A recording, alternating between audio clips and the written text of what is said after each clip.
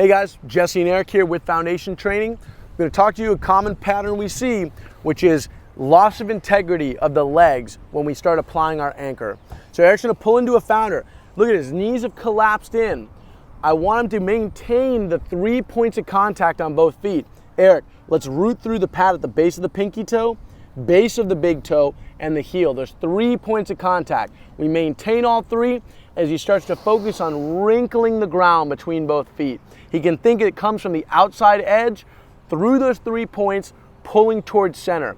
If he's outward anchoring, same thing. We don't want the knees driving out. I want him in line with his feet. Let's push through the big toe pad, pinky toe pad and heel.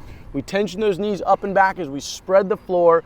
Nice active position, integrity of the legs, all the way up and through. Anything you want to add? You should feel the posterior chain, this type of position, the founder position, which challenges the muscle of the posterior chain for the most part on the back side of your body from here down. When we add those anchoring points in, you're just going to feel additional muscle chains adding value to that pull.